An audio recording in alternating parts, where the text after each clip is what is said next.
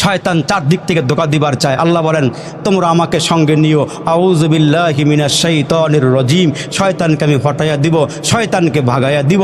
এই জন্য রসুল বলেছেন সর্বশেষ যেদিন আমরা মারা যাব, মৃত্যুর কোলে ঢলে পড়ব, ওই মুহূর্তে শেষ সময়ে ইমানটা হরণ করার জন্য শয়তান চেষ্টা চালাবে, শয়তান তদবির চালাবে। এই জন্য মুমূর্ষ ব্যক্তির কিনারায় বসে বসে জোরে জোরে তালকিন করা, লা ইলাহা ইল্লাল্লাহ, লা ইলাহা ইল্লাল্লাহ, আশহাদু আল্লা ইলাহা ইল্লাল্লাহ, আশহাদু আন্না মুহাম্মাদার রাসূলুল্লাহ। সূরা ইয়াসিন বেশি বেশি করে পড়া। তার কারণ ওই মুহূর্তে শয়তান ইমানটা নেওয়ার জন্য বসে পড়বে, কাছে আইসা আব্বার শুরুতে আসবে, মায়ের শুরুতে আসবে। এই জন্য আল্লাহ রসুল বলেন যারা নিয়মিত আমার একটা সুন্নতের ওপরে আমল করবে, ওই বিশেষ মুহূর্তে শেষ সময়ে সারা জীবনের সম্বল হরণ করার জন্য শয়তান যখন আসবে, ওই মুহূর্তে আমি আল্লাহ তাআলা তার সামনে একজন ফেরেশতা পাঠাইয়া ইমান যাতে করে নিতে না পারে, ওই আমলটার গুণে আমি শয়তানকে ফেরেশতার মাধ্যমে ভাগাইয়া দিই।